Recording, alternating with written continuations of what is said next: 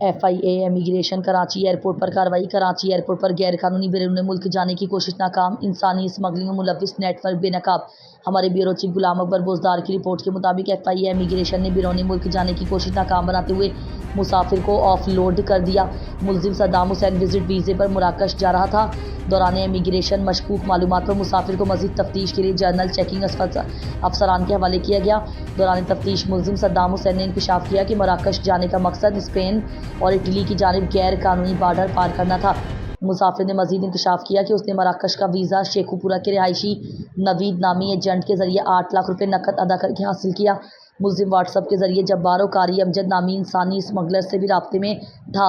انسانی اسمگلر قاری امجد یورپ میں غیر قانونی ڈنکی اور سمندر کے راستے لوگوں کو بھیجنے میں ملوث ہے۔ ملزم نے مزید انکشاف کیا کہ انسانی اسمگلر قاری امجد کا تعلق شیخو پورہ سے ہے اور بیرون ملک مقیم ہے۔ قاری امجد نے متعدد لوگوں کو غیر قانونی یورپ بھجوانے کے نام پر لاکھوں روپے بٹورے ہیں۔ گرفتار ملزم صدام حسین نے بھی قاری امجد کو 2000 یورو ادا کیے تھے اور اسپین اٹلی پہنچنے کے بعد مزید 13,000 یورو ادا کرنے کا معاہدہ کیا تھا۔ ملزم کو تمام ثبوتوں کے ساتھ anti human traffic circle Karachi کے حوالے کر دیا گیا۔ FIA امیگریشن حکام نے اس کامیاب کارروائی کے ذریعے غیر قانونی انسانی اسمگلنگ کے نیٹ ورک کا پردہ فاش کر دیا ہے۔ ملزم کی نشاندہی پر مزید گرفتاریاں عمل میں لائی جائیں گی۔